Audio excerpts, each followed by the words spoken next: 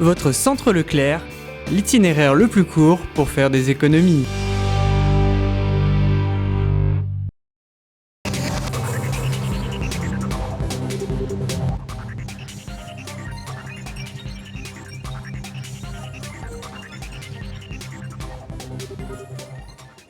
Bonjour et bienvenue sur TV Souston. Forte température et manque d'eau accroissent le risque de feux de forêt. Cet été, dans notre département, plusieurs incendies et départs de feu ont dû être maîtrisés, notamment lundi 10 août sur notre commune à cause des orages. Mais les incendies démarrent aussi à cause de la négligence humaine, des jets de mégots, des feux de camp ou encore des barbecues. Une patrouille forestière interservices est allée à la rencontre des promeneurs en forêt pour leur rappeler les risques et la réglementation en vigueur. Regardez.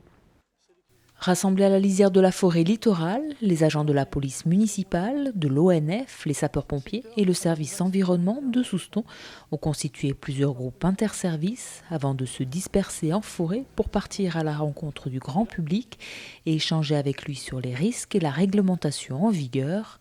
Un dispositif mis en place à l'initiative de la municipalité de Souston avec un but avant tout pédagogique et de prévention.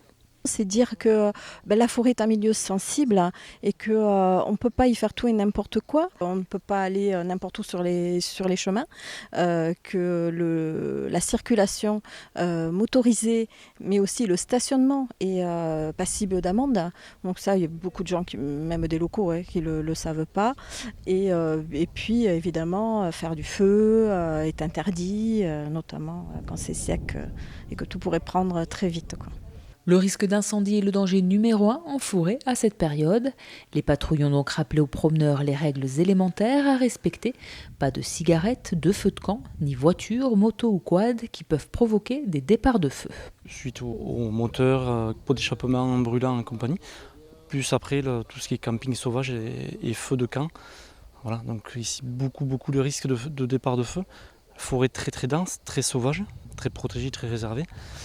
Difficile d'accès et beaucoup de vent dû à la proximité de l'océan. Ça peut rendre une situation très très compliquée. Si beaucoup circulent à pied ou en vélo sur les chemins forestiers, d'autres n'hésitent pas à emprunter leur véhicule. En enfreignant ainsi la réglementation, ils encourent une amende de classe 4 à 135 € et pourtant les agents responsables du site en croisent régulièrement. Sur ce secteur, on a plusieurs axes que l'expérience nous a menés à connaître et bien identifier, où on a 4 axes prioritaires sur ce secteur où très régulièrement les infractions ou les pénétrations dans le massif se font sur ces chemins-là. Dernièrement, on a l'office qui a interpellé une moto très récemment qui faisait sa petite activité sur le cordon dunaire. Donc effectivement, véhicule motorisé regroupe moto, quad également. Si chaque service effectue régulièrement des patrouilles et des contrôles en forêt, cette première action commune avait, outre le rappel des usages aux promeneurs, l'ambition d'une meilleure collaboration entre chacun. Ça nous permet de mieux se connaître et puis en plus, nous on connaît la forêt que l'on gère, on connaît très bien notre territoire. On ne connaît pas bien le territoire qu'on ne s'occupe pas, même si c'est sur la même commune. Donc là, la police municipale, elle est sur son territoire. Si c'est sur le territoire de la police municipale, on va l'aider. Et si c'est de l'autre, en forêt domaniale ou en forêt communale que l'on gère, à ce moment-là, c'est elle qui va nous aider. Mais ça nous permet à différents organismes de mieux se situer sur le terrain. Après plusieurs heures passées en forêt, le dispositif a été levé.